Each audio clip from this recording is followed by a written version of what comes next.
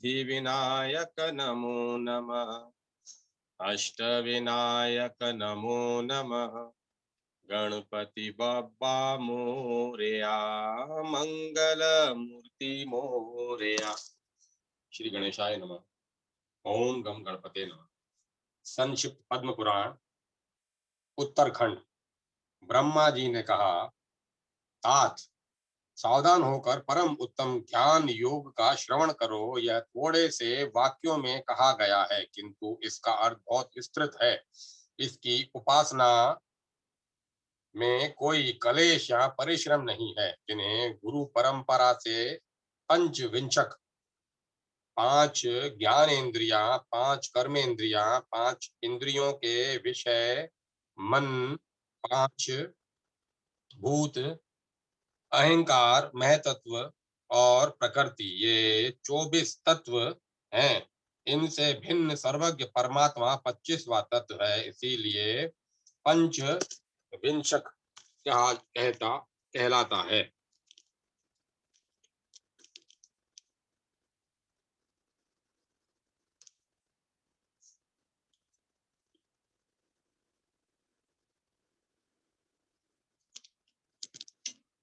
पंचविंशक पुरुष बतला, जिन्हें गुरु परंपरा से पंचविंशक पुरुष बतलाया गया है, वे ही संपूर्ण भूतों के आत्मा हैं। इसीलिए उन्हीं को संपूर्ण जगत के निवास रूप सनातन परमात्मा नारायण कहा जाता है। इसीलिए उन्हीं को संपूर्ण जगत के निवास रूप सनातन परमात्मा नारायण कहा जाता है। वे ही संसार की सृष्टि, संहार और पालन में लगे रहते हैं। ब्राह्मण, ब्रह्मा, शिव और विष्णु, इन तीनों रूपों में एक ही देवादिदेव सनातन पुरुष विराज रहे हैं।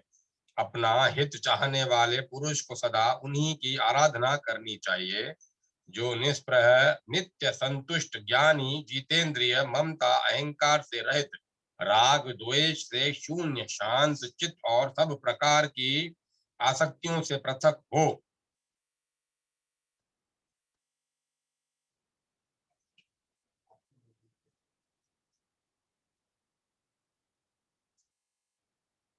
जो निष्प्रह, नित्य संतुष्ट, ज्ञानी, जितेंद्रिय, ममता अहंकार से रहित, राग द्वेष से शून्य, शांत चित्त और सब प्रकार की आसक्तियों से पृथक हो, ध्यान योग में प्रवृत्त रहते हैं, वे ही उन अक्षय जगदीश्वर को देखते और प्राप्त करते हैं।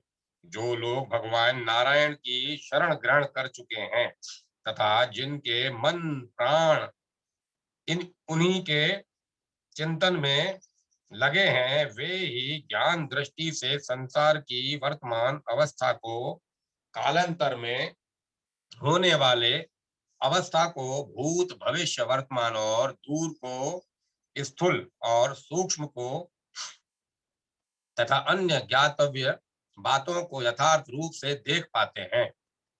इसके विपरीत जिनकी बुद्धि मंद और अंतःकरण दूषित है तथा जिनका स्वभाव कुतर्क और अज्ञान से दुष्ट हो रहा है, ऐसे लोगों को सब कुछ उल्टा ही प्रतीत होता है। नारद जी कहते हैं, पुंडरिक, अब मैं दूसरा प्रसंग सुनाता हूँ, इसे भी सुनो।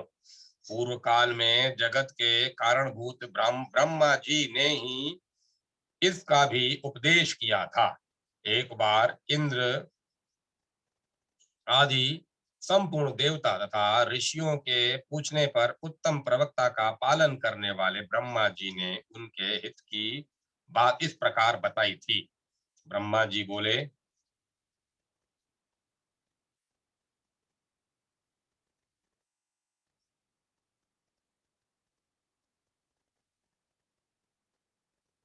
देवताओं, भगवान नारायण ही सबके आश्रय हैं। सनातन लोक यज्ञ तथा नाना प्रकार के शास्त्रों का भी पर्यवसन पर्यवासन नारायण में ही होता है। छहों अंगों सहित वेद तथा अन्य आगम सर्वव्यापी विश्वेश्वर श्री हरि के ही स्वरूप हैं। पृथ्वी आदि पांचों भूत भी वे ही अविनाशी परमेश्वर हैं। देवताओं सहित संपूर्ण जगत को श्री विष्णु में ही जानना चाहिए। तथापि पापी मनुष्य मोहग्रस्त होने के कारण इस बात को नहीं समझते। यह समस्त चराचर जगत उन्हीं की माया से व्याप्त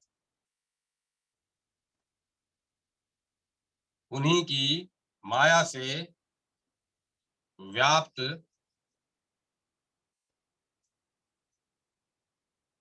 है, जो मन से भगवान का ही चिंतन करते हैं। जिनके प्राण भगवान में ही लगे रहते हैं, वह परम तत्व का ज्ञाता पुरुष ही इस रहस्य को जानता है।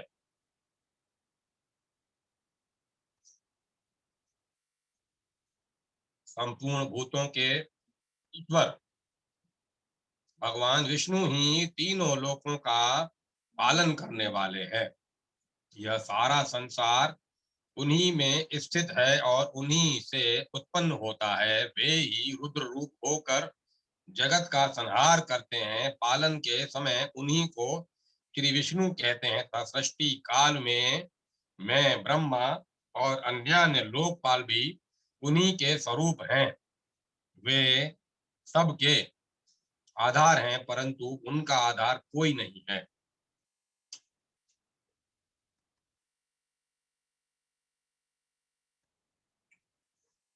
वे संपूर्ण कलाओं से युक्त होते हुए भी उनसे रहित हैं। वे ही छोटे बड़े तथा उनसे भिन्न हैं, साथ ही इन सब से विलक्षण भी हैं। अतः देवताओं सबका संहार करने वाले इन श्री हरि की ही शरण में जाओ। वे ही हमारे जन्मदाता पिता हैं, उन्हीं को मधुसूदन कहा गया है। नारद जी कहते हैं, कमल योनि ब्रह्मा जी ने यूं कहे कमल योनि ब्रह्मा जी के यूं कहने पर सब देवताओं ने संपूर्ण लोकों के स्वामी सर्वव्यापी देव भगवान जनार्दन की शरण होकर उन्हें प्रणाम किया।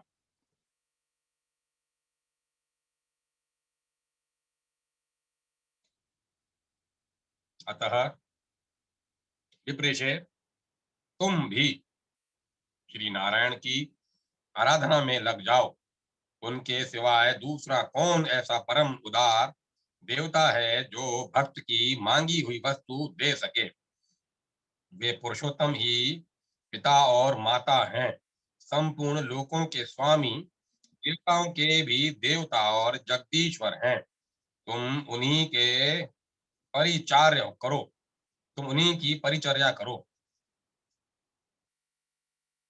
प्रतिदिन आलस्य रहित हो अग्निहोत्र, भिक्षा, तपस्या और स्वाध्याय के द्वारा उन देव देवेश्वर गुरु को ही संतुष्ट करना चाहिए।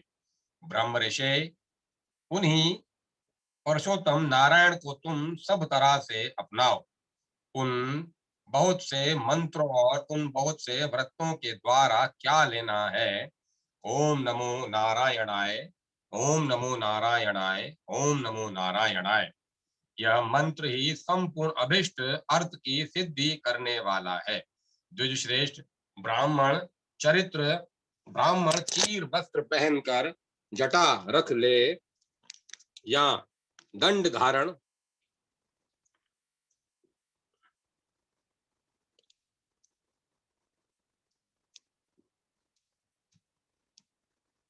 या दंड धारण करके मुंड मुंडा ले अथवा आभूषणों से विभूषित रहे, ऊपरी चिन्ह धारण का कारण नहीं बनता। जो भगवान नारायण की शरण ले चुके हैं, वे क्रूर दुरात्मा और सदा ही पापाचारी रहे हों तो भी परम पद को प्राप्त होते हैं। जिनके पाप दूर हो गए हैं, ऐसे वैष्णव पुरुष कभी पाप से लिप्त नहीं होते। वे अहिंसा भाव के द्वारा अपने मन को काबू में किए रहते हैं और संपूर्ण संसार को पवित्र करते रहते हैं।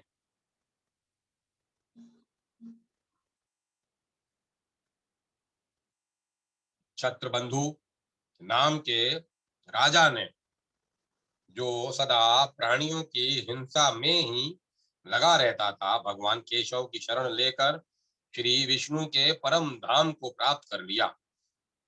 महान धैर्यशाली राजा अम्बरीश ने अत्यंत कठोर तपस्या की थी और भगवान श्री पुरुषोत्तम की आराधना करके उनका साक्षात्कार किया था। राजाओं के भी राजा मित्रासन बड़े तत्ववेता थे। उन्होंने भी भगवान ऋषिकेश की आराधना करके ही उनके वैकुंठ धाम को प्राप्त किया था।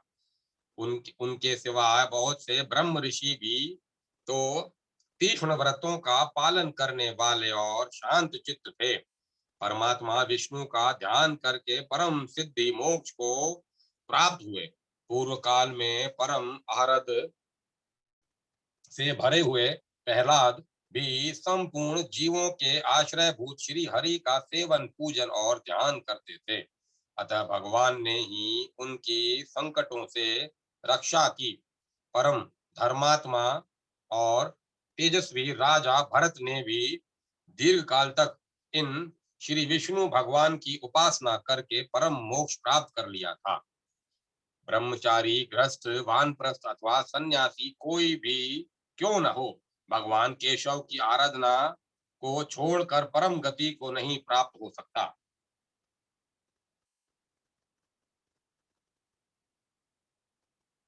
हजारों जन्म लेने के पश्चात जिसकी ऐसी बुद्धि होती है, हजारों जन्म लेने के पश्चात जिसकी ऐसी बुद्धि होती है कि मैं भगवान विष्णु के भक्तों का दास हूँ, वह समस्त पुरुषार्थों का साधक होता है। वह पुरुष भी निस्संदेह श्री विष्णु धाम में जाता है। फिर जो कठोर व्रतों का पालन करने वाले पुरुष भगवान विष्णु में ही मन प्राण लगाए रहते हैं, उनकी उत्तम गति के विषय में क्या कहना है।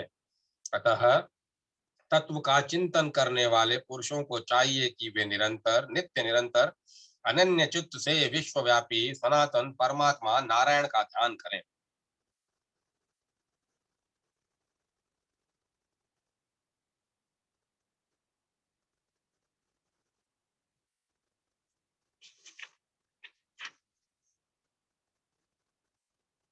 वे नित्य निरंतर अनन्य चित्त से विश्वव्यापी सनातन परमात्मा नारायण का ध्यान करते रहें। भीष्म जी कहते हैं, यूं कहकर परोपकार परायण परम परमार्थ वेता देवऋषि नारद वहीं अंतर ध्यान हो गए। नारायण की शरण में पड़े हुए धर्मात्मा पौंड्रिक भी ओम नमो नारायणाय, ओम नमो नारायणाय, ओम नमो नारायणाय इस अष्टाक्षर मंत्र का जप करने लगे।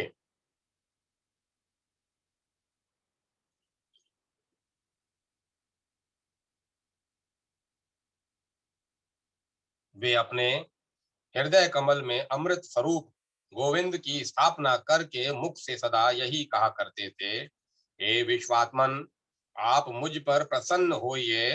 द्वंद्व और परिग्रह से रहित हो। तपोधन पौंड्रिक ने उस निर्मल शालग्राम तीर्थ में अकेले ही चीर काल तक निवास किया।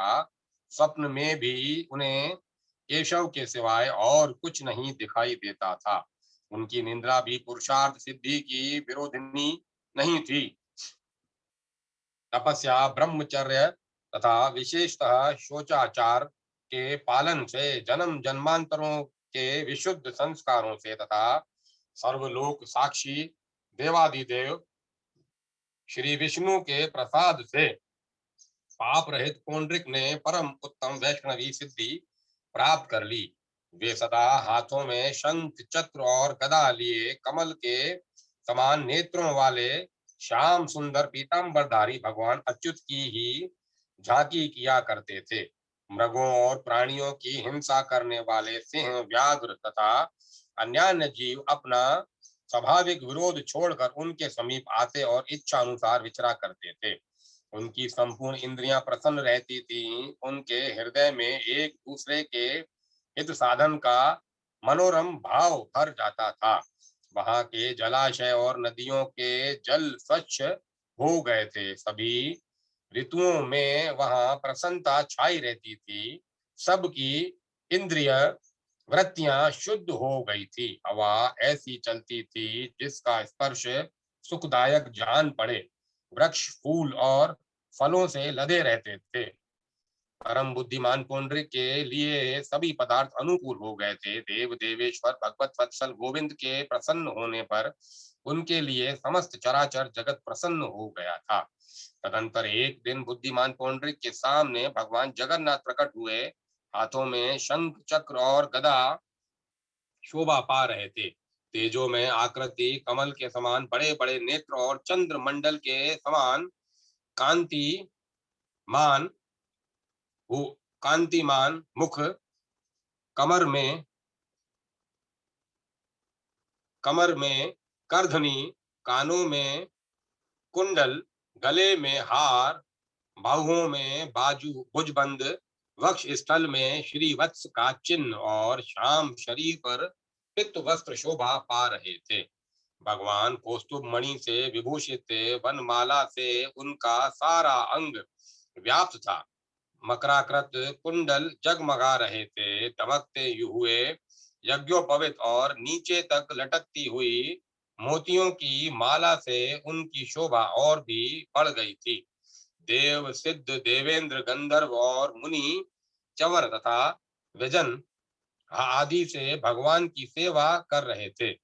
पाप रहित पुंडरीक ने स्वयं उन देव देवेश्वर महात्मा जनार्दन को वहां उपस्थित देख पहचान लिया और प्रसन्न चित्त से हाथ जोड़कर प्रणाम करके स्तुति करना आरंभ किया।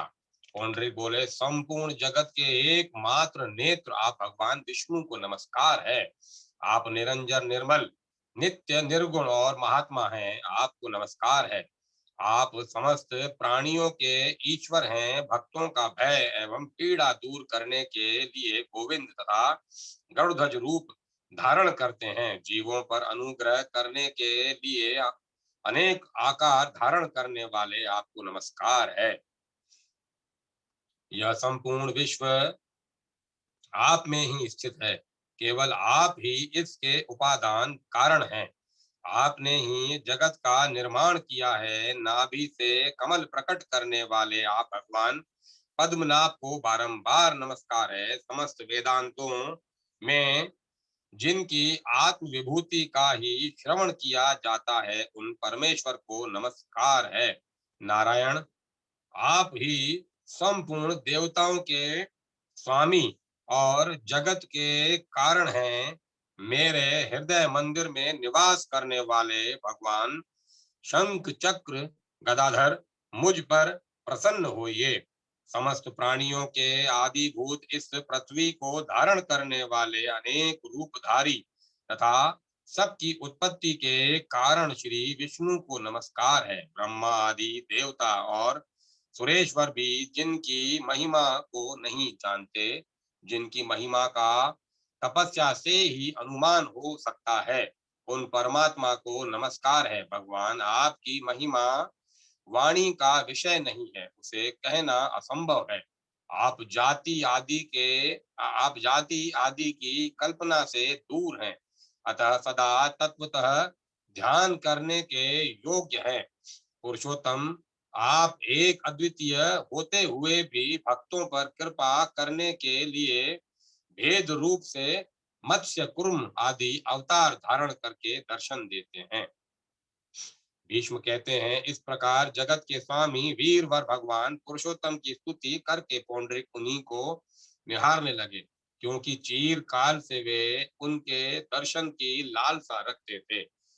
तब तीन पगों से त्रिलोकी को नापने वाले तथा नाभि से कमल प्रकट करने वाले भगवान विष्णु ने महाभाग पुंडरीक से गंभीर वाणी में कहा, बेटा पुंडरीक, तुम्हारा कल्याण हो। मैं तुम पर बहुत प्रसन्न हूँ। महामते, तुम्हारे मन में जो भी कामना हो उसे वर के रूप में मांगो, मैं अवश्य दूंगा। पुंडरीक बोले, देवेश्वर, कहा मैं अत्यंत खोटी बुद्धि वाला मनुष्य और कहा मेरे परम हितैषी आप। माधव, जिसमें मेरा हित हो उसे आप ही दीजिए। पुंडरीक के यूं कहने पर भगवान अत्यंत प्रसन्न होकर बोले, सुवर्त, तुम्हारा कल्याण हो, आओ मेरे ही साथ चलो। तुम मेरे परम उपकारी और सदा मुझ में ही मन लगाए रखने वाले हो, अतः सर्वदा मेरे साथ ही रहो। भीष्म की भीष्म जी कहते हैं, भक्त वत्सल भगवान श्रीधर ने प्रसन्नता पूर्वक जब इस प्रकार कहा, उसी समय आकाश में देवताओं की धुंधुभी बज उठी और आकाश से फूलों की वर्षा होने लगी। ब्रह्मा आदि देवता साधुवाद देने लगे, सिद्ध गंधर्व और किन्नर गान करने लगे। समस्त लोकों द्वारा वंदित देव देव जगदीश्वर ने वहीं पुंडरीक को अपने साथ ले लिया और गरुड़ पर अरुण हो गए परम धाम को चले गए। इसीलिए राजेंद्र युधिष्ठिर, तुम भी भगवान विष्णु की भक्ति में लग जाओ, उन्हीं में मन प्राण लगाए रहो और सदा उनके भक्तों के हित में तत्पर रहो। यथा योग्य अर्चना करके पुरुषोत्तम का भजन करो और सब पापों का नाश करने वाली भगवान की पवित्र कथा सुनो। राजन, जिस उपाय से भी भक्त पूजित विश्वात्मा भगवान विष्णु प्रसन्न हो, वह विस्तार के साथ करो। जो मनुष्य भगवान नारायण से विमुख होते हैं, वे 100 अश्वमेघ और 100 वाजपेय यज्ञों का अनुष्ठान करके भी उन्हें नहीं पा सकते। जिसने एक बार भी हरि इन 2 शब्द अक्षरों का उच्चारण कर लिया, उसने मोक्ष तक पहुंचने के लिए मानो कमर कस ली। जिनके हृदय में नील कमल के समान श्याम सुंदर भगवान जनार्दन विराजमान हैं, उन्हीं को लाभ है, उन्हीं की विजय है, उनकी पराजय कैसे हो सकती है। जो एकाग्र चित्त होकर प्रतिदिन इसे सुनता या पढ़ता है, वह सब पापों से मुक्त हो भगवान विष्णु के धाम जाता है। श्री गंगा जी की महिमा, वैष्णव पुरुषों के लक्षण तथा श्री विष्णु प्रतिमा के पूजन का महात्म्य। पार्वती जी बोली, महामते, श्री गंगा जी के महात्म्य का पुनः वर्णन कीजिए, जिसे सुनकर सभी मुनि संसार की ओर से विरक्त हो जाते हैं। श्री महादेव जी ने कहा, देवी, बुद्धि में बृहस्पति और पराक्रम में इंद्र के समान भीष्म भी जब बाण शैया पर शयन कर रहे थे, उस समय उन्हें देखने के लिए अत्रि, वशिष्ठ, भृगु, पुलस्त, पुलह, क्रतु, अंगिरा, गौतम, अगस्त और सुमति आदि बहुत से ऋषि आए। धर्मपुत्र युधिष्ठिर अपने भाइयों के साथ वहां मौजूद थे।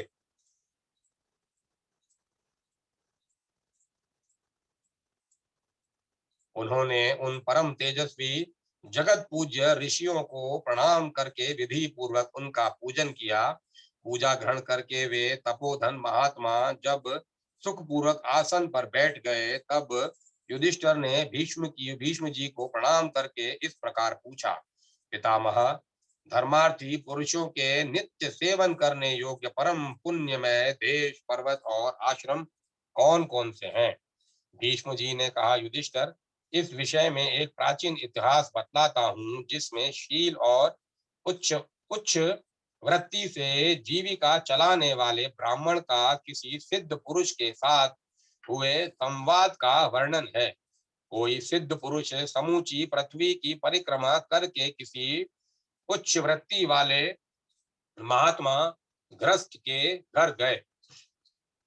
वे आत्मविद्या के तत्वज्ञ, सदा अपनी इंद्रियों को काबू में रखने वाले, राग द्वेष से रहित, ज्ञान कर्म में कुशल, वैष्णवों में श्रेष्ठ, वैष्णव धर्म के पालन में तत्पर, वैष्णवों की निंदा से दूर रहने वाले, योगाभ्यासी, त्रिकाल पूजा में के तत्वज्ञ, वेद विद्या में निपुण, धर्माधर्म का विचार करने वाले, नित्य नियम पूर्वक वेद पाठ करने वाले और सदा अतिथि पूजा में तत्पर रहने वाले थे। सिद्ध पुरुष को आया देख गृहस्थ ने उनका विधि पूर्वक आतिथ्य सत्कार किया। तत्पश्चात उनसे पूछा, द्विजवर, कौन कौन से देश, पर्वत और आश्रम पवित्र हैं, मुझे प्रेम पूर्वक बताने की कृपा कीजिए। सिद्ध पुरुष ने कहा, ब्राह्मण, जिनके बीच नदियों में श्रेष्ठ त्रिपथगा गंगा जी सदा बहती रहती है, वे ही देश, वे ही जनपद, वे ही पर्वत और वे ही आश्रम परम पवित्र हैं। जीव गंगा जी का सेवन करके जिस गति को प्राप्त करता है, उसे तपस्या, ब्रह्मचर्य, यज्ञ तथा अथवा त्याग से भी नहीं पा सकता। अपने मन को संयम में रखने वाले पुरुषों को गंगा जी के जल में स्नान करने से जो संतोष होता है, वह 100 यज्ञों के अनुष्ठान से भी नहीं हो सकता। जैसे सूर्य उदय काल में तीव्र अंधकार का नाश करके तेज से उद्भासित हो उठता है, उसी प्रकार गंगा जी के जल में डुबकी लगाने वाला मनुष्य पापों का नाश करके पुण्य पुण्य से प्रकाशमान होने लगता है। विप्र, जैसे आग का संयोग पाकर रुई का ढेर जल जाता है, उसी प्रकार गंगा का स्नान मनुष्यों के सारे पापों को दूर कर देता है। जो मनुष्य सूर्य की किरणों से तपे हुए गंगा जल का पान करता है, वह सब रोगों से मुक्त हो जाता है। जो मनुष्य एक पैर से खड़ा होकर 1000 चंद्रायण व्रतों का अनुष्ठान करता है और जो केवल गंगा जी के जल में डुबकी लगाता है, उन दोनों में डुबकी लगाने वाला मनुष्य ही श्रेष्ठ है। जो 10,000 वर्षों तक नीचे सिर लटकर के लटका रहता है, उसकी अपेक्षा भी वही मनुष्य श्रेष्ठ है जो 1 मास भी गंगा जल का सेवन कर लेता है। नरश्रेष्ठ, गंगा जी में स्नान करके मनुष्य देह त्याग के पश्चात तुरंत वैकुंठ में चला जाता है। जो 100 योजन दूर से भी गंगा गंगा का उच्चारण करता है, वह सब पापों से मुक्त हो श्री विष्णु लोक को चला जाता है।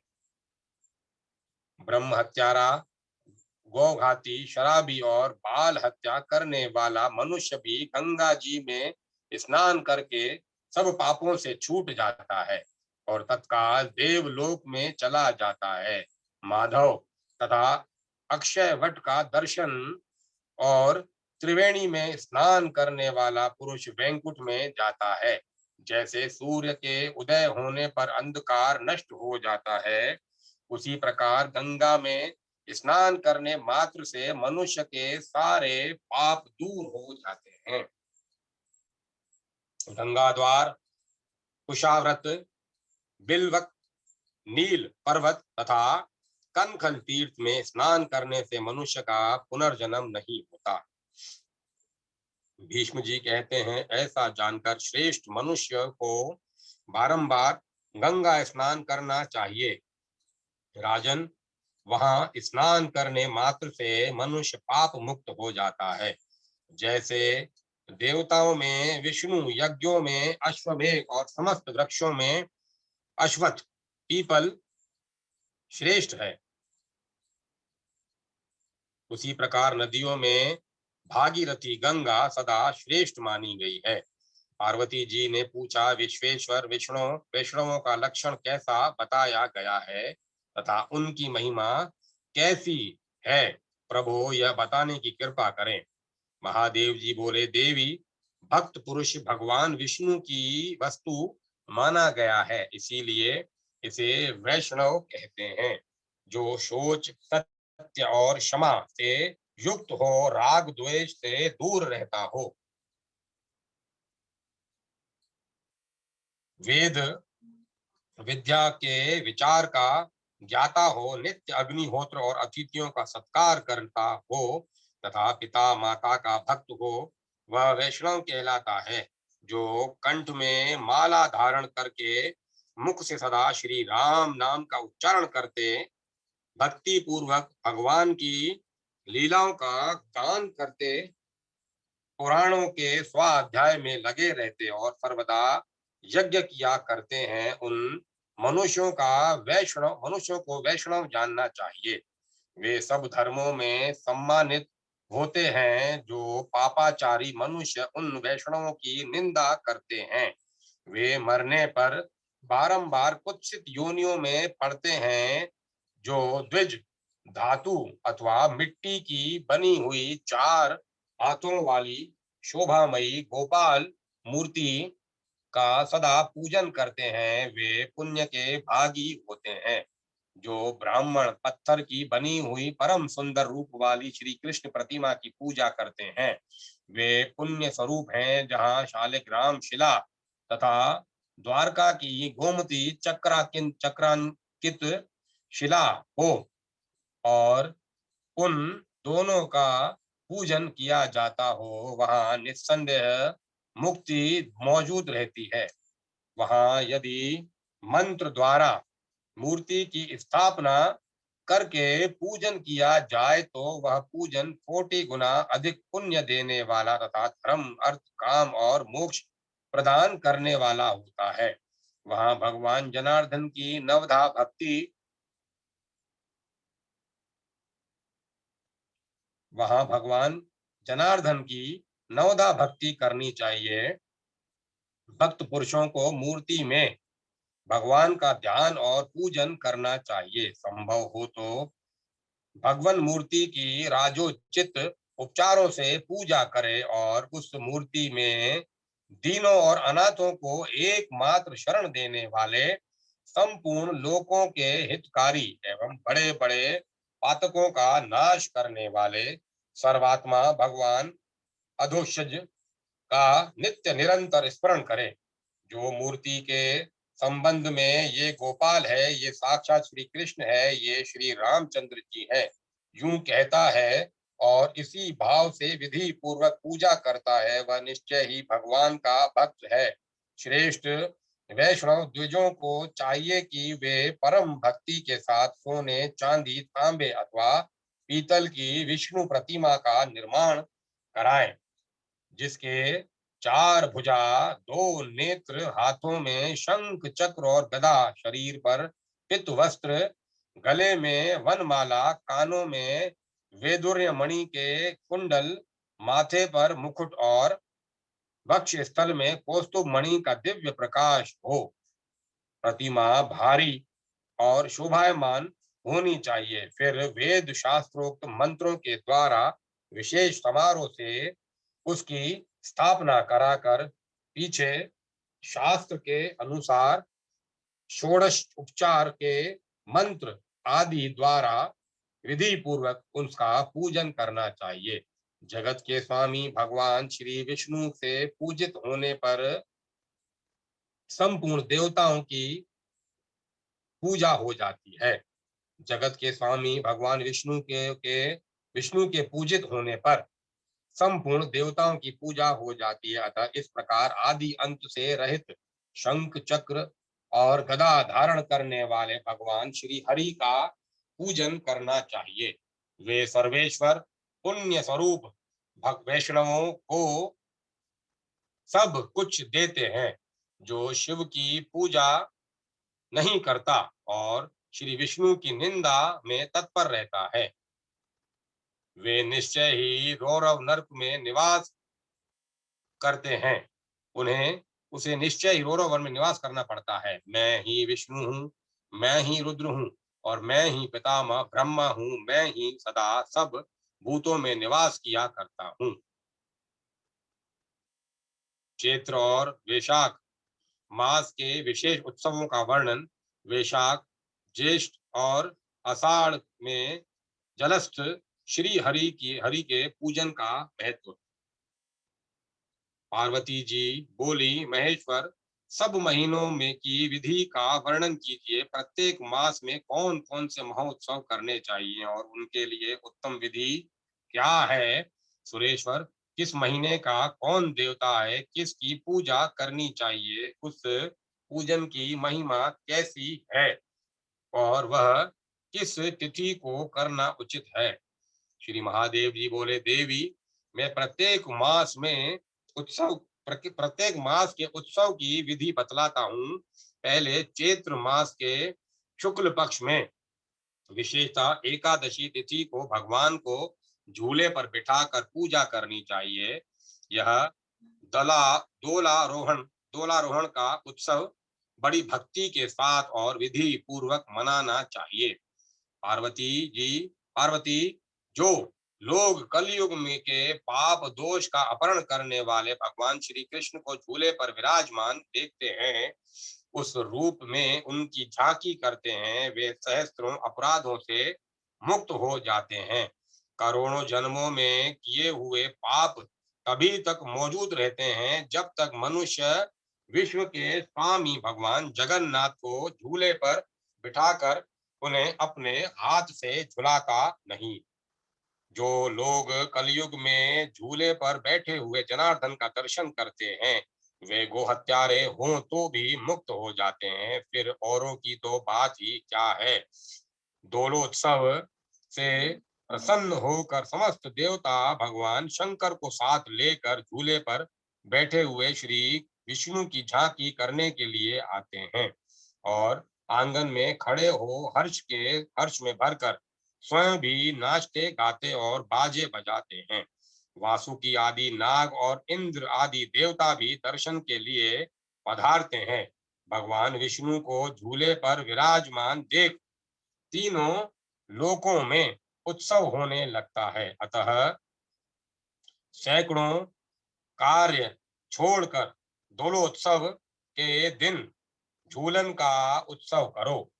जो लोग झूले पर बैठे हुए भगवान श्री कृष्ण के सामने रात्रि में जागरण करते हैं, उन्हें एक निमेष में ही सब पुण्यों की प्राप्ति हो जाती है। सुरेश्वरी, झूले पर विराजमान दक्षिणाभिमुख भगवान गोविंद का एक बार भी दर्शन करके मनुष्य ब्रह्म हत्या के पाप से छूट जाता है। ओम धनुरणाय विद्महे माधवाय च धीमहि तन्नो देवः प्रचोदयात्। झूले पर बैठे हुए भगवान का तत्व जानने के लिए हम ज्ञान प्राप्त करते हैं, श्री माधव का ध्यान करते हैं, अतः वे देव भगवान विष्णु हम लोगों की बुद्धि को प्रेरित करें। इस गायत्री मंत्र के द्वारा भगवान का पूजन करना चाहिए।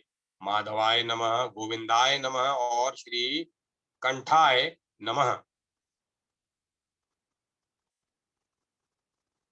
इन मंत्रों से भी पूजन किया जा सकता है। मंत्रोच्चारण के साथ ही विधि पूर्वक पूजन करना उचित है। एकाग्र चित्त होकर गुरु को यथाशक्ति दक्षिणा देनी चाहिए तथा निरंतर भक्ति पूर्वक श्री विष्णु की लीलाओं का गान करते रहना चाहिए। इससे इससे उत्सव पूर्ण होता है। सुमुखी, और अधिक कहने से क्या लाभ। झूले पर विराजमान भगवान विष्णु सब पापों को हरने वाले हैं। जहाँ दोलोत्सव होता है वहां देवता, गंधर्व, किन्नर और ऋषि बहुधा दर्शन के लिए आते हैं।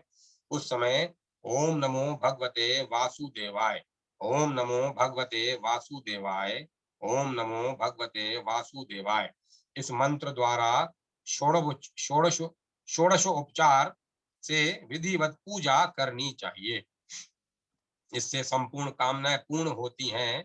सुवर्ते अंग न्यास, कर न्यास और शरीर न्यास सब कुछ द्वादशाक्षर मंत्र से करना चाहिए और इस आगमोक्त मंत्र से ही महान उत्सव का कार्य संपन्न करना चाहिए। झूले पर सबसे ऊंचे लक्ष्मी सहित भगवान विष्णु को बैठाना चाहिए। भगवान के आगे कुछ नीची सतह में वैष्णवों को, नारद जी, देव ऋषियों को तथा विश्वक्सेन आदि भक्तों को स्थापित करना चाहिए। फिर 5 प्रकार के बाजों की आवाज के साथ विद्वान पुरुष भगवान की आरती करें और प्रत्येक प्रहर में यत्न पूर्वक पूजा भी करते रहें। तत्पश्चात नारियल तथा सुंदर केलों के साथ जल से भगवान को अर्घ्य दें। अर्घ्य का मंत्र इस प्रकार है। देवताओं के देवता, जगत के स्वामी तथा शंख चक्र और गदा धारण करने वाले दिव्य स्वरूप नारायण, यह अर्घ्य ग्रहण करके मुझ पर कृपा कीजिए। तदंतर भगवान के प्रसाद भूत चरणामृत आदि वैष्णवों को बांटे। वैष्णव जनों को चाहिए कि वे बाजे बजाकर भगवान के सामने नृत्य करें और सभी लोग बारी बारी से भगवान को झुलाएं।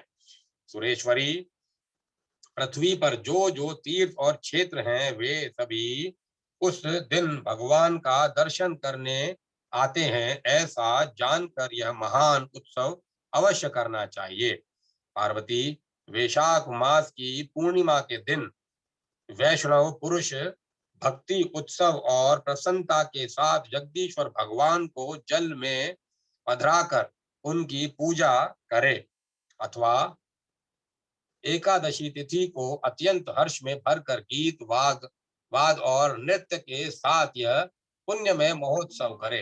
भक्ति पूर्वक श्री हरि की लीला कथा का गान करते हुए भी यह शुभ उत्सव रचाना उचित है। उस समय भगवान से प्रार्थना पूर्वक कहें, हे देवेश्वर, इस जल में शयन कीजिए। जो लोग वर्षा काल के आरंभ में भगवान जनार्दन को जल में शयन कराते हैं, उन्हें कभी नरक की ज्वाला में नहीं तपना पड़ता। देवेश्वरी, सोने, चांदी, तांबे अथवा मिट्टी के बर्तन में श्री विष्णु को शयन कराना उचित है।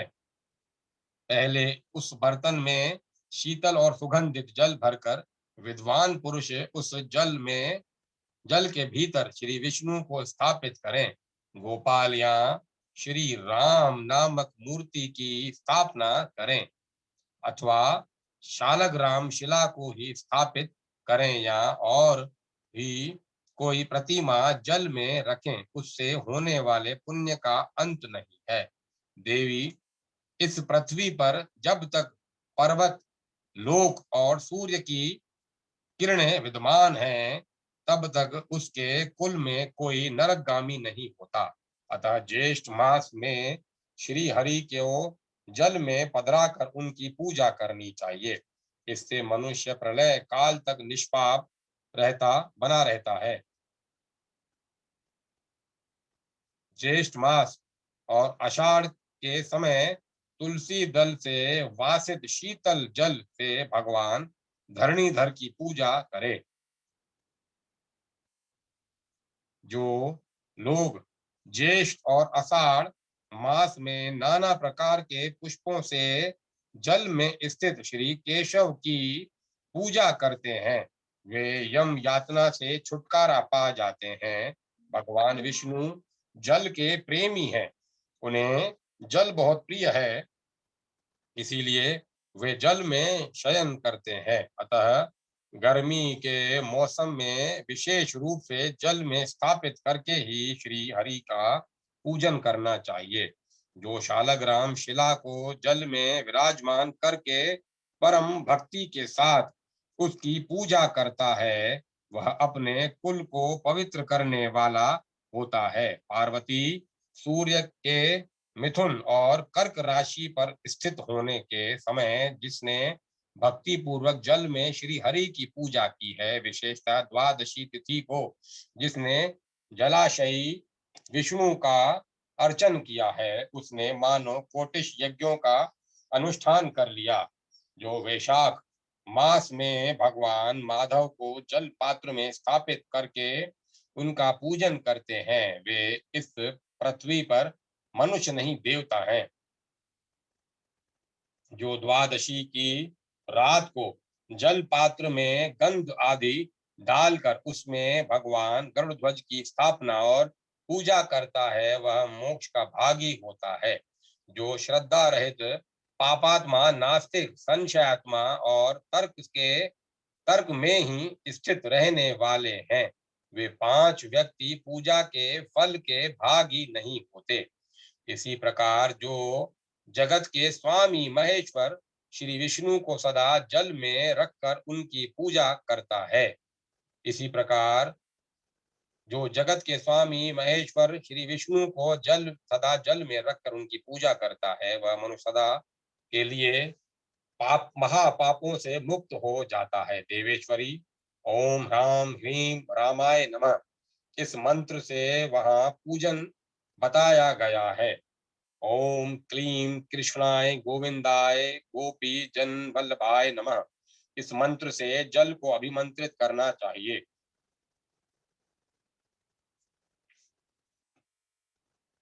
तत्पश्चात निम्नांकित मंत्र से अर्घ्य निवेदन करें। देव देव महाभाग श्री वत्स कृतलाछन महादेव नमस्ते नमस्तुते नमस्ते विश्व भावन अर्घ्य ग्रहण भो देव मुक्तिम मैं देहि सर्वदा। देव देव महाभाग श्री वत्स के चिन्ह से युक्त महान देवता विश्व को उत्पन्न करने वाले भगवान नारायण मेरा अर्घ्य ग्रहण करें और मुझे सदा के लिए मोक्ष प्रदान करें। जो नाना प्रकार के पुष्पों से गरुड़ासन श्री विष्णु की पूजा करता है, वह सब बाधाओं से मुक्त हो श्री विष्णु के सायुज्य को प्राप्त होता है। द्वादशी को एकाग्र चित्त हो रात में जागरण करके अविकारी और अविनाशी भगवान विष्णु का भक्ति पूर्वक पूजन करे। इस तरह भक्ति की इच्छा रखने वाले पुरुषों को भक्ति भाव से तत्पर हो भगवान विष्णु का वैशाख संबंधी उत्सव करना चाहिए तथा उसमें आगमोक्त मंत्र द्वारा समस्त विधि का पालन करना चाहिए। महादेवी ऐसा करने से कोटि यज्ञों के समान फल मिलता है। इस उत्सव को करने वाला पुरुष राग द्वेष से मुक्त हो महामोह की निवृत्ति करके इस लोक में सुख भोगता और अंत में श्री विष्णु के सनातन धाम को जाता है। वेद के अध्ययन से रहित तथा शास्त्र के स्वाध्याय से शून्य मनुष्य भी श्री हरि की भक्ति पाकर वैष्णव पद को प्राप्त होता है। पवित्रारोपण की विधि महिमा तथा भिन्न भिन्न मास में श्री हरि की पूजा के काम आने वाले विविध पुष्पों का वर्णन श्री महादेव जी कहते हैं। देवेश्वरी श्रावण मास आने पर पवित्रता रोपण का विधान है। इसका पालन करने पर दिव्य भक्ति उत्पन्न होती है। विद्वान पुरुष को भक्ति पूर्वक श्री विष्णु का पवित्रारोपण करना चाहिए। पार्वती ऐसा करने से वर्ष भर की पूजा संपन्न हो जाती है। श्री विष्णु के लिए पवित्रारोपण करने पर अपने को सुख होता है। कपड़े का सूत जो किसी ब्राह्मण का काता हुआ हो अथवा अपने हाथों से तैयार किया हुआ हो ले आए और उसी से पवित्रक बनाए। उपयुक्त सूत के अभाव में किसी उत्तम शूद्र जाति की स्त्री के हाथ से काता हुआ सूत भी लिया जा सकता है। यदि ऐसा भी न मिले तो जैसा तैसा खरीद कर भी ले आना चाहिए। पवित्रारोपण की विधि रेशम के सूत से ही करनी चाहिए अथवा चांदी या सोने से श्री विष्णु देवता के लिए विधि पूर्वक पवित्र बनाना चाहिए। सब धातुओं के अभाव में विद्वान पुरुषों को साधारण सूत ग्रहण करना चाहिए। सूत को तिगुना करके उसे जल से धोना चाहिए। फिर यदि शिवलिंग के लिए बनाना हो तो उस लिंग के बराबर अथवा किसी प्रतिमा के लिए बनाना हो तो उस प्रतिमा के सिर से लेकर पैर तक या घुटने तक का या नाभि के बराबर तक का पवित्र बनाना चाहिए। इसमें पहला उत्तम, दूसरा मध्यम और तीसरा लघु श्रेणी का है। एक साल में जितने दिन हो उतनी संख्या में या उसके आधी संख्या में अथवा 108 की संख्या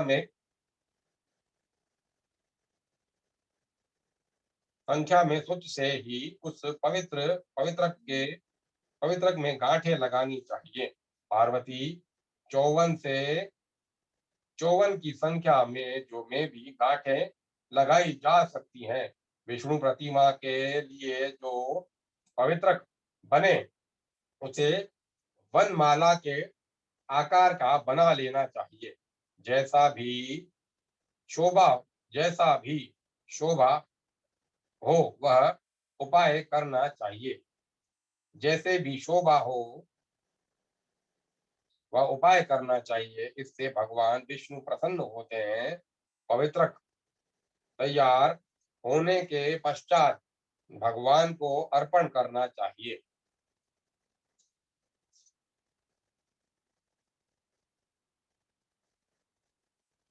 पार्वती जी, कुबेर के लिए पवित्रारोपण करने की तिथि प्रतिपदा बताई गई है। लक्ष्मी देवी के लिए द्वितीया सब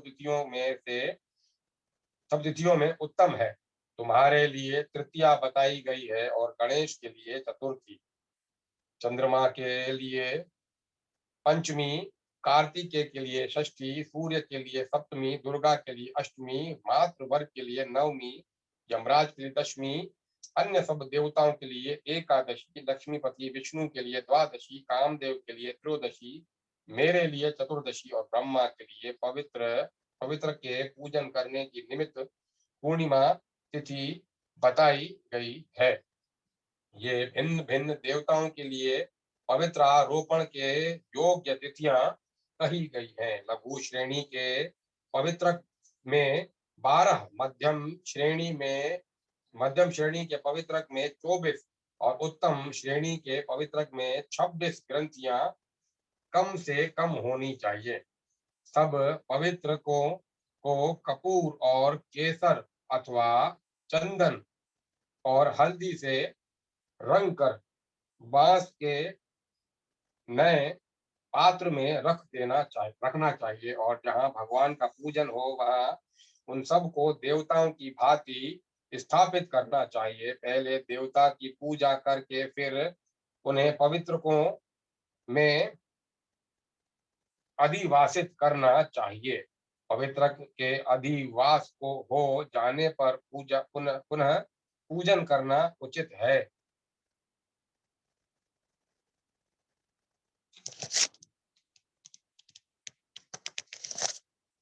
पवित्रकों में जो देवता अधिवास करते हैं उनका आगे बताई जाने वाली विधि से सन्निधिकरण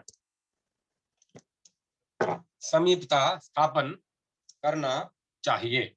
ब्रह्मा, विष्णु, रुद्र ये 3 सूत्रों के देवता तथा क्रिया, पुरुषी, वीरा, अपराजिता, जया, विजया, मुक्तिदा, सदाशिवा, मनोन्मनी और सर्वतोमुखी ये 10 ग्रंथियों की अधिष्ठात्री देवियां हैं। इन सब का सूत्रों में आवाहन करना चाहिए। शास्त्रोक्त विधि से मुद्रा द्वारा आवाहन करे। सबका आवाहन करके सन्निधिकरण की क्रिया करे। मुद्रा द्वारा समीपता स्थापित करने का नाम सन्निधिकरण है। पहले रक्षा मुद्रा से संरक्षण करके धेनु मुद्रा के द्वारा उन्हें अमृत स्वरूप बनाए। फिर सबसे पहले भगवान के आगे कलश का जल लेकर क्लीम कृष्णाय इस मंत्र से उन पवित्रकों का प्रोक्षण करें। तत्पश्चात गंध, धूप, दीप, नैवेद्य और तांबुल आदि निवेदन करके षोडशोपचार आदि से पवित्र के देवताओं का पूजन करे, फिर उन्हें धूप देकर देवताओं के सम्मुख हो नमस्कार मुद्रा के द्वारा देवताओं को अभिमंत्रित करे। उस समय इस मंत्र का उच्चारण करना चाहिए। महान देवता भगवान विष्णु मंत्रों द्वारा आवाहन करने पर आप देवी लक्ष्मी, पार्षद, लोकपाल और परिचारकों के साथ विधि की पूर्ति के लिए यहाँ पधारिए। प्रातः काल में आपकी पूजा करूंगा। यहाँ निश्चित रूप से सनिकटता सनिकटता स्थापित कीजिए। तर वह गंध और पवित्र भगवान राघव के अथवा श्री विष्णु के चरणों के समीप रख दें। फिर प्रातः काल नित्य कर्म करके पुण्यवाह और स्वास्थ्य वाचन कराए तथा भगवान की जय जयकार के साथ घंटा आदि बाजे और तुरही आदि बजाते हुए पवित्रकों द्वारा पूजन करें। ओम वासुदेवाय धीमहि ओम वासुदेवाय विद्महे विष्णु देवाय धीमहि तन्नो देवः प्रचोदयात्। श्री वासुदेव का तत्व जानने के लिए हम ज्ञान प्राप्त करते हैं, श्री विष्णु देव के लिए ध्यान करते हैं। वे देव विष्णु हमारी बुद्धि को प्रेरित करें। इस मंत्र से अथवा देवताओं के नाम मंत्र से पवित्र अर्पण करना चाहिए। इसके बाद भगवान विष्णु की महापूजा करें, जिससे सबके आत्मा श्री विष्णु प्रसन्न होते हैं। चारों ओर विधि पूर्वक दीपमाला जलाकर रखें। भक्ष्य भोज लेहा और चोष्य, ये 4 प्रकार के अन्न नैवेद्य के लिए प्रस्तुत करें। पूर्व पूजित पवित्र भगवान को अर्पण कर दे। फिर विशेष भक्ति के साथ श्री गुरु की पूजा करें। गुरु महान देवता हैं, उन्हें वस्त्र और अलंकार आदि अर्पण करके विधि पूर्वक पूजन करना उचित है। गुरु पूजन के पश्चात पवित्र धारण करें। इसके बाद वहां जो वैष्णव उपस्थित हों उन्हें तांबुल आदि देकर अग्नि को पूर्ण आहुति अर्पण करें। अतः अंत में लक्ष्मी निवास भगवान श्री कृष्ण को कर्म समर्पित करें। हे केशव, मैंने मंत्र क्रिया और भक्ति के बिना जो पूजन किया हो वह भी निश्चय ही परिपूर्ण हो जाए। तदंतर देवताओं का विसर्जन करके वैष्णव ब्राह्मणों तथा इष्ट बंधुओं के साथ स्वयं भी शुद्ध अन्न भोजन करें। जो उत्तम इस दिव्य पूजन के प्रसंगों को सुनते हैं वे सब पापों से मुक्त हो भगवान विष्णु के परम पद को प्राप्त होते हैं।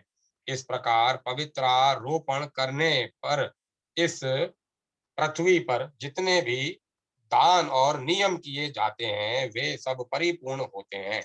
पवित्रारोपण का विधान उत्सवों का सम्राट है।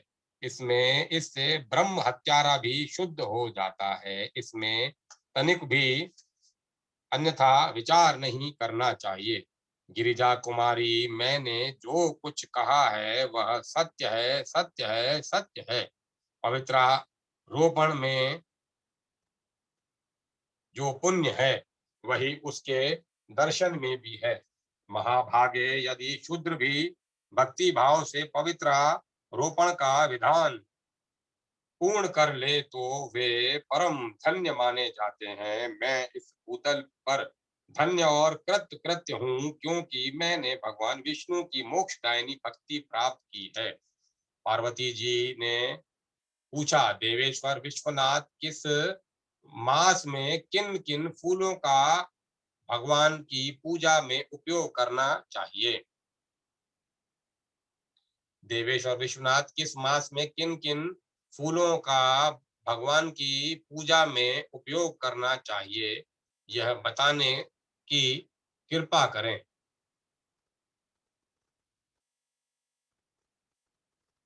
श्री महादेव जी बोले, चैत्र मास में चंपा और चमेली के फूलों से कलेशहारी केशव का प्रयत्न पूर्वक पूजन करना चाहिए। दोना, कटसरैया और वरुण वरुण वृक्ष के फूलों से भी जगत के स्वामी सर्वेश्वर श्री हरि का पूजन किया जा सकता है। मनुष्य एकाग्र चित्त होकर लाल या और किसी रंग के सुंदर कमल पुष्पों द्वारा चैत्र मास में श्री हरि का पूजन करे। देवी, वैशाख मास में जबकि सूर्य वृष राशि पर स्थित हो, केतकी केवड़े के पत्ते लेकर महाप्रभु श्री विष्णु का पूजन करना चाहिए। जिन्होंने भक्ति पूर्वक श्री भगवान का पूजन कर लिया, उनके ऊपर श्री हरि संतुष्ट रहते हैं। ज्येष्ठ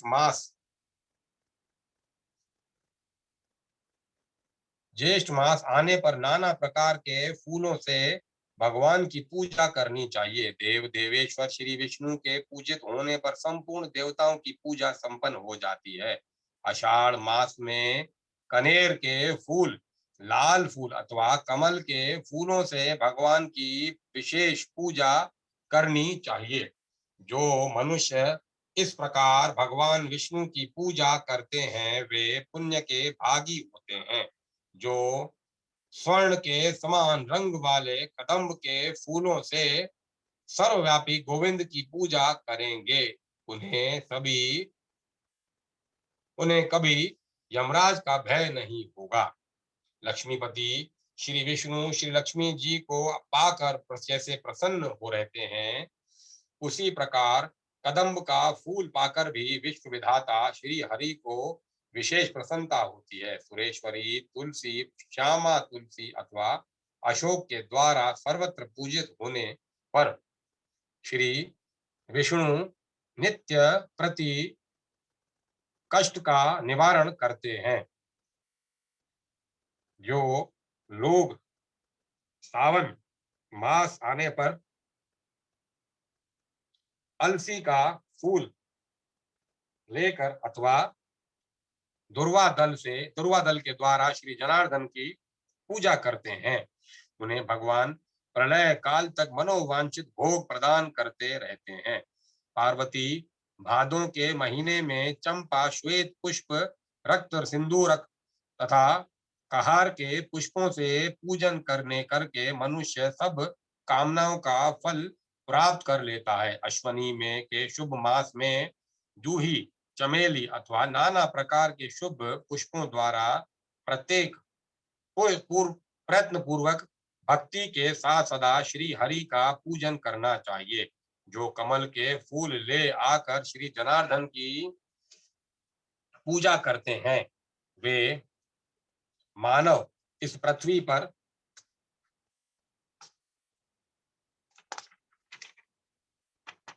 जो कमल के फूल ले आकर श्री जनार्दन की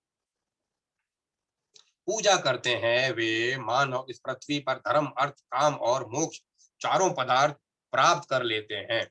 कार्तिक मास आने पर परमेश्वर श्री विष्णु की पूजा करनी चाहिए। उस समय ऋतु के अनुकूल जितने भी पुष्प उपलब्ध हों, वे सभी श्री माधव को अर्पण करने चाहिए।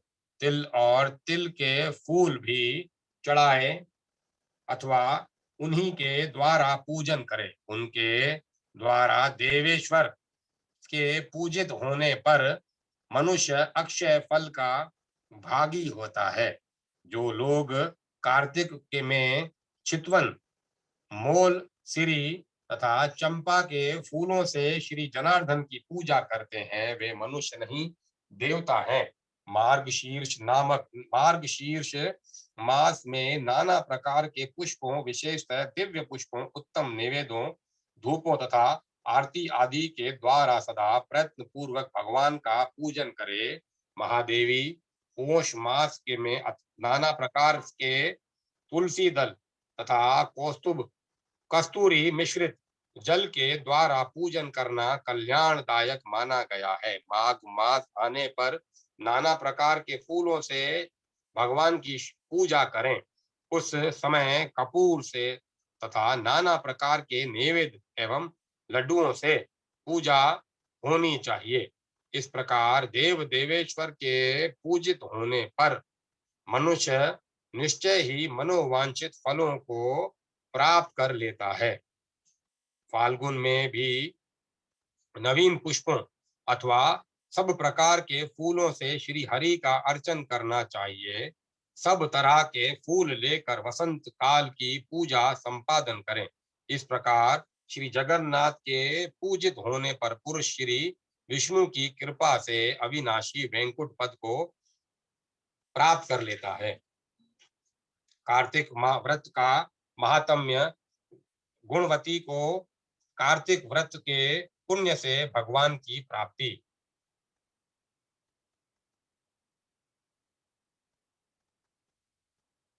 सुत जी कहते हैं, एक समय की बात है, देवर्षि नारद कल्प वृक्ष के दिव्य पुष्प लेकर द्वारका में भगवान श्री कृष्ण का दर्शन करने के लिए आए। श्री कृष्ण ने स्वागत पूर्वक नारद जी का सत्कार करते हुए उन्हें पाद अर्घ्य निवेदन करने के पश्चात बैठने को आसन दिया। नारद जी ने वे दिव्य पुष्प भगवान को भेंट कर दिए। भगवान ने अपनी 16,000 रानियों में उन पुष्पों को बांट दिया। तदंतर एक दिन सत्यभामा ने पूछा, प्राणनाथ, मैंने पूर्व जन्म में कौन सा दान तप अथवा व्रत किया था जिससे मैं मृत्यु लोक में जन्म लेकर भी मृत्यु भाव से ऊपर उठ गई, अपनी आपकी अर्धांगिनी हुई। भगवान श्री कृष्ण ने कहा, प्रिय, एकाग्र चित्त होकर सुनो। तुम पूर्व जन्म में कुछ थी, जो कुछ थी, और जिस पुण्य कारक व्रत का तुमने अनुष्ठान किया था वह सब मैं बताता हूँ। सतयुग के अंत में मायापुरी हरिद्वार के भीतर अत्रि कुल में उत्पन्न एक ब्राह्मण रहते थे जो देव शर्मा नाम से प्रसिद्ध थे। वे वेद वेदांगों वे वेद वेदांगों के पारंगत विद्वान, अतिथि सेवी, अग्निहोत्र परायण और सूर्य व्रत के पालन में तत्पर रहने वाले थे। प्रतिदिन सूर्य की आराधना होने के कारण वे साक्षात दूसरे सूर्य की भांति तेजस्वी जान पड़ते थे। उनकी अवस्था अधिक हो चली थी। ब्राह्मण के कोई पुत्र नहीं था, केवल एक पुत्री थी जिसका नाम गुणवती था। उन्होंने अपने चंद्र नामक शिष्य के साथ उसका विवाह कर दिया। वे उस शिष्य को ही पुत्र की भांति मानते थे और वह जितेंद्रिय शिष्य भी उन्हें पिता के ही तुल्य समझता था। एक दिन वे दोनों गुरु शिष्य कुश और समिधा लाने के लिए गए और हिमालय के शाखाभूत पर्वत के वन में इधर उधर भ्रमण करने लगे। इतने में ही उन्होंने एक भयंकर राक्षस को अपनी ओर आते देखा। उनके सारे अंग भय से कांपने लगे। वे भागने में भी असमर्थ हो गए। तब तक उस काल रूपी राक्षस ने उन दोनों को मार डाला। उस क्षेत्र के प्रभाव से तथा स्वयं धर्मात्मा होने के कारण उन दोनों को मेरे पार्षदों ने वैकुंठ धाम में पहुंचा दिया। उन्होंने जो जीवन भर सूर्य पूजन आदि किया था, उस कर्म से मैं उन पर बहुत संतुष्ट था। सूर्य, शिव, गणेश, विष्णु तथा शक्ति के उपासक भी मुझे ही प्राप्त होते हैं। जैसे वर्षा का जल सब ओर से समुद्र में ही जाता है, उसी प्रकार उन पांचों के उपासक मेरे ही पास आते हैं। मैं एक ही हूँ, तथापि लीला के अनुसार भिन्न भिन्न नाम धारण करके 5 रूपों में प्रकट हुआ हूँ।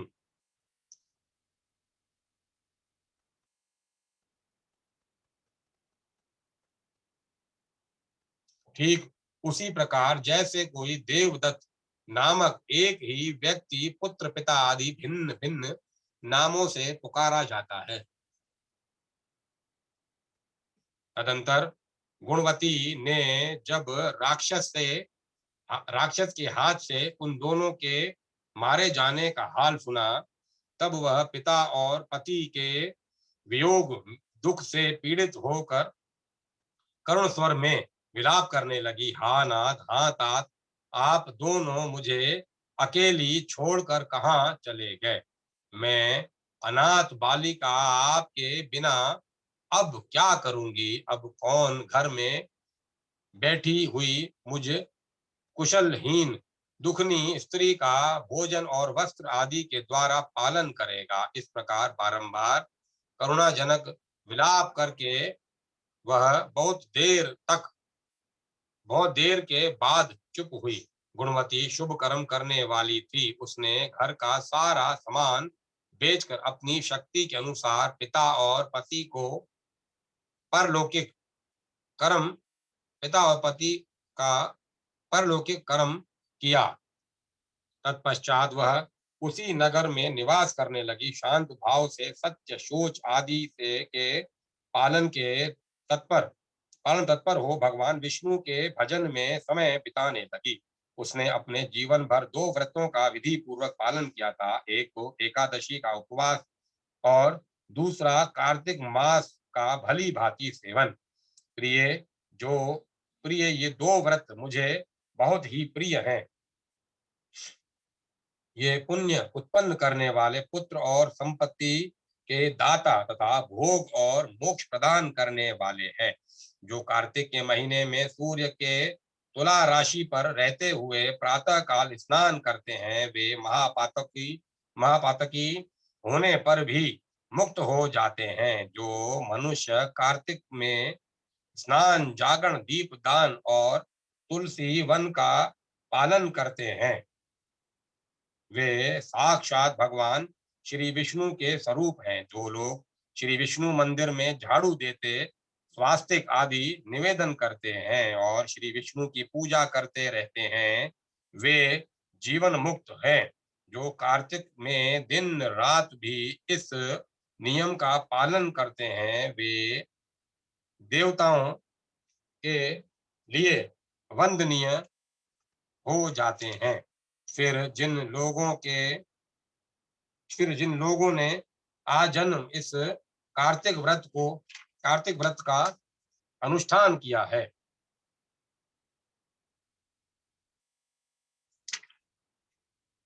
उनके लिए तो कहना ही क्या है। इस प्रकार गुणवती प्रति वर्ष कार्तिक का व्रत किया करती थी। वह श्री विष्णु की परिचर्या में नित्य निरंतर भक्ति पूर्वक मन लगाए रहती थी। एक समय जब की प्रजावस्था में उसके सारे अंग दुर्बल हो गए थे और वह स्वयं भी ज्वर से पीड़ित थी, किसी तरह धीरे धीरे चलकर गंगा के तट पर स्नान करने के लिए गई। ज्यों ही उसने जल के भीतर पैर रखा, त्यों ही वह शीत के से पीड़ित हो कांपती हुई गिर पड़ी। उस घबराहट की दशा में उसने देखा आकाश से विमान उतर रहा है, जो शंख चक्र गदा और पद्म धारण करने वाले श्री विष्णु रूपधारी पार्षदों से सुशोभित है और उसमें गरुड़ चिन्ह के से अंकित ध्वजा फहरा रही है। विमान के निकट आने पर वह दिव्य रूप धारण करके उस पर बैठ गई। उसके लिए चवर ढुलाए जाने लगा। मेरे पार्षद में ऐसे उसे वैंकुट ले चले।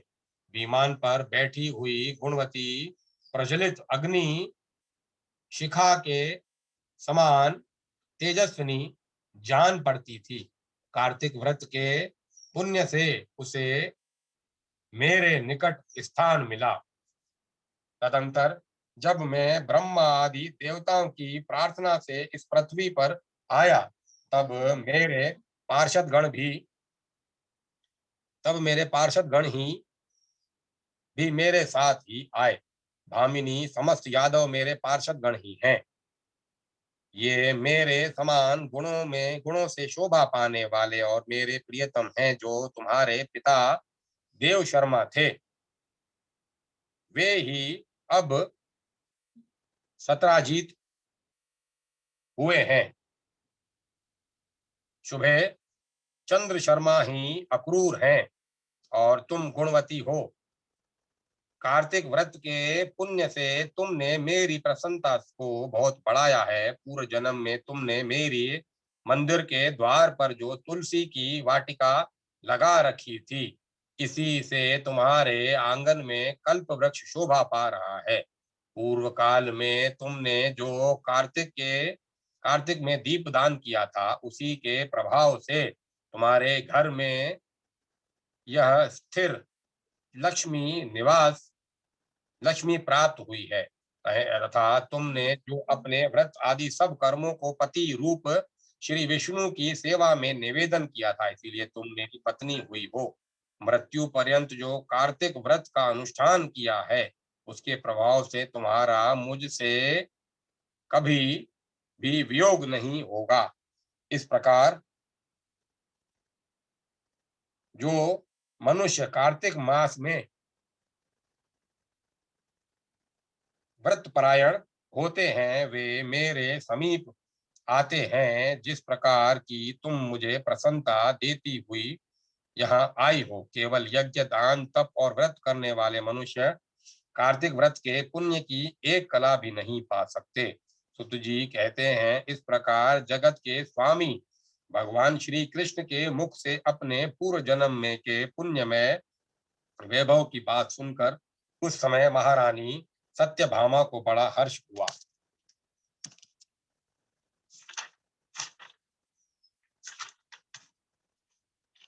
कार्तिक की श्रेष्ठता को प्रसंग में शंखासुर के वध, वेदों के उद्धार तथा तीर्थराज के उत्कर्ष की कथा। सत्यभामा ने पूछा, देव देवेश्वर, तिथियों में एकादशी और महीनों में कार्तिक मास आपको विशेष प्रिय क्यों है?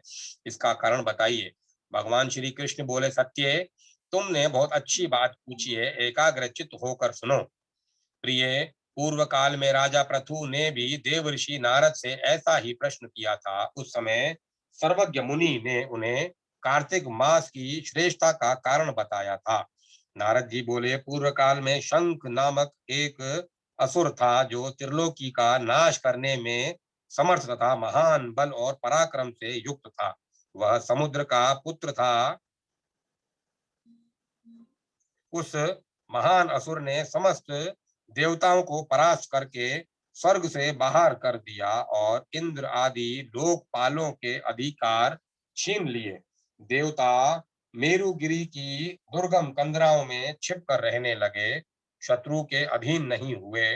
तब दैत्य ने सोचा कि देवता वेद मंत्रों के बल से प्रबल प्रतीत होते हैं, यह बात मेरी समझ में आ गई है। अतः मैं वेदों का ही अपहरण करूंगा, इससे समस्त देवता निर्बल हो जाएंगे। ऐसा निश्चय करके वह देव हर ले वेदों को हर ले आया। इधर ब्रह्मा जी पिता पूजा की सामग्री लेकर देवताओं के साथ वैकुंठ लोक में जहाँ भगवान विष्णु की शरण में गए। उन्होंने भगवान को जगाने के लिए गीत गाए और बाजे बजाए। तब भगवान विष्णु उनकी भक्ति से संतुष्ट हो जाग उठे। देवताओं ने उनका दर्शन किया। वे सहस्त्रों सूर्यों के समान कांति पर दिखाई देते थे। यह उस समय षोडशोपचार से भगवान की पूजा करके देवता उनके चरणों में पड़ गए और तब भगवान लक्ष्मीपति ने उनसे उनसे इस प्रकार कहा। श्री विष्णु बोले, देवताओं, तुम्हारे गीत वाद आदि मंगलमय कार्यों से संतुष्ट हो मैं वर देने को उदत हूँ। तुम्हारी सभी मनोवांछित कामनाओं को पूर्ण करूंगा। कार्तिक के शुक्ल पक्ष में प्रबोधनी एकादशी के दिन जब एक प्रहर रात बाकी रहे, उस समय गीत वाद आदि मंगलमय विधानों से विधानों के द्वारा जो लोग तुम्हारे ही समान मेरी आराधना करेंगे, वे मुझे प्रसन्न करने के कारण मेरे समीप आ जाएंगे। शंखासुर के द्वारा हरे गए संपूर्ण वेद जल में स्थित हैं। मैं सागर पुत्र शंख का वध करके उन्हें ले आऊंगा। आज से तुम आज से लेकर सदा ही प्रतिवर्ष कार्तिक मास में मंत्र बीज और यज्ञों से युक्त वेद जल में विश्राम करेंगे। आज से मैं भी इस महीने में जल के भीतर निवास करूंगा। तुम लोग भी मुनीश्वरों को साथ लेकर मेरे साथ आओ। इस समय जो श्रेष्ठ द्विज प्रातः स्नान करते हैं, वे निश्चय ही संपूर्ण यज्ञों का अवभृत स्नान कर चुके। जिन्होंने जीवन भर शास्त्रोक्त विधि से कार्तिक के उत्तम व्रत का पालन किया हो, वे तुम लोगों के भी माननीय हो। तुमने एकादशी को मुझे जगाया है, इसीलिए यह तिथि मेरे लिए अत्यंत प्रीतिदायिनी और माननीय होगी। कार्तिक मास और एकादशी तिथि, इन दो व्रतों का यदि मनुष्य अनुष्ठान करे तो ये मेरे सानिध्य की प्राप्ति कराने वाले हैं। इनके समान दूसरा कोई साधन नहीं है। नारद जी कहते हैं, यह कहकर भगवान विष्णु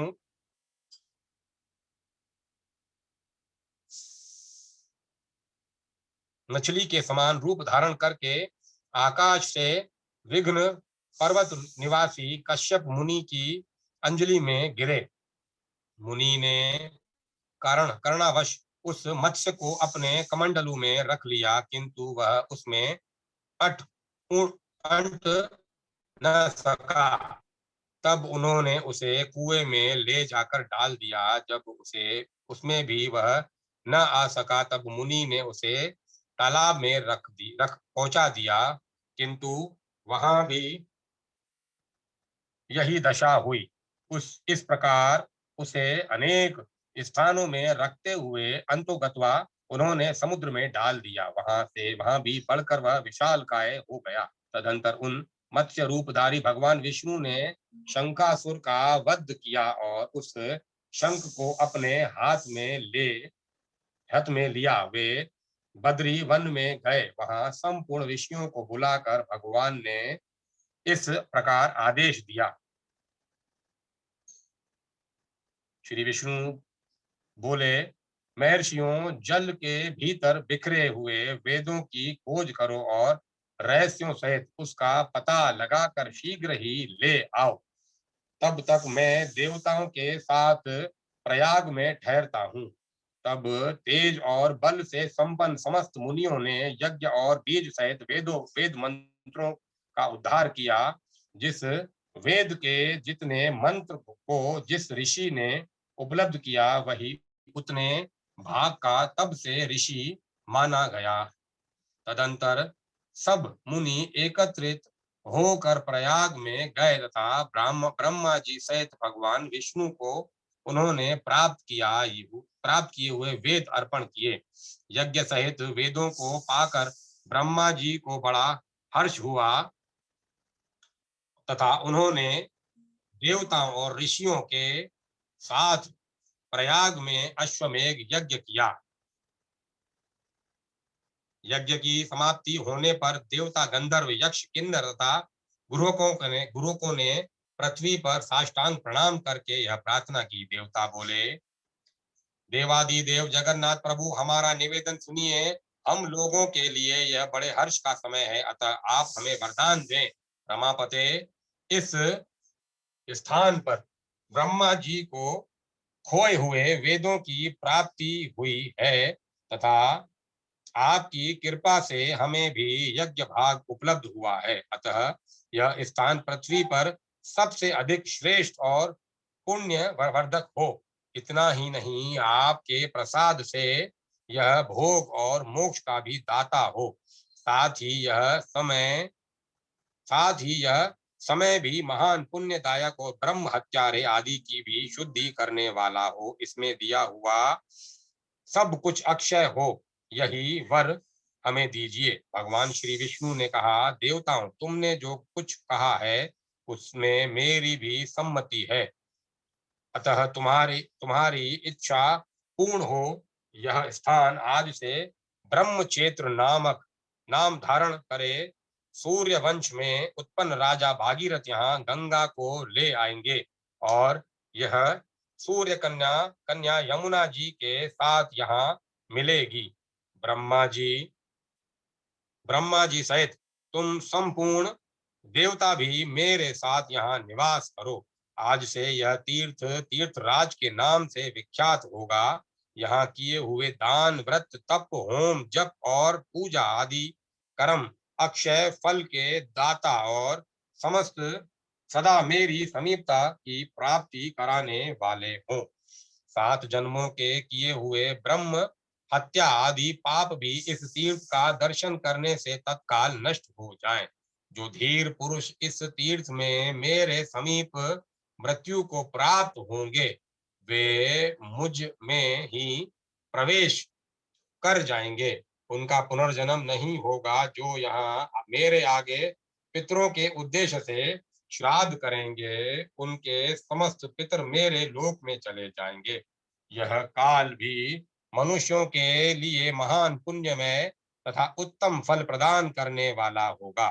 सूर्य के मकर राशि पर स्थित रहते हुए जो लोग यहाँ प्रातः काल स्नान करेंगे, उनके लिए यह स्थान पाप नाशक होगा।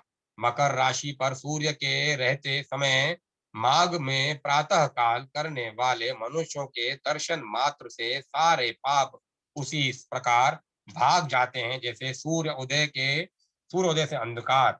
माघ में जब सूर्य मकर राशि पर स्थित हो, उस समय यहाँ प्रातः स्नान करने पर मैं मनुष्यों को क्रमशः सालोक्य, सामीप्य और सारूप्य तीनों प्रकार की मुक्ति दूंगा। मुनीश्वर, तुम सब लोग मेरी बात सुनो। यद्यपि मैं सर्वत्र व्यापक हूँ, तो भी बद्री वन में सदा विशेष रूप से निवास करता हूँ। अन्यत्र 10 वर्षों तक तपस्या करने से जिस फल की प्राप्ति होती है, वही वहां एक दिन की तपस्या से तुम लोग प्राप्त कर सकते हो। जो नर श्रेष्ठ उस स्थान का दर्शन करते हैं, वे सदा के लिए जीवन मुक्त हैं। उनके शरीर में पाप नहीं रहता। नारद जी कहते हैं, देव देव भगवान विष्णु देवताओं से इस प्रकार कहकर ब्रह्मा जी के साथ वहीं अंतर्ध्यान हो गए और तथा इंद्र आदि संपूर्ण देवता भी अपने अंशों से वहां रहकर स्वरूप से अंतर्ध्यान हो गए। जो शुद्ध चित्त पुरुष इस कथा को सुनता या सुनाता है, वह तीर्थराज प्रयाग और बद्रिक बद्री वन की यात्रा करने का फल प्राप्त कर लेता है। अब मैं कथा को विराम देता हूँ। कल आनंद लेंगे कार्तिक मास में स्नान और पूजन की विधि से।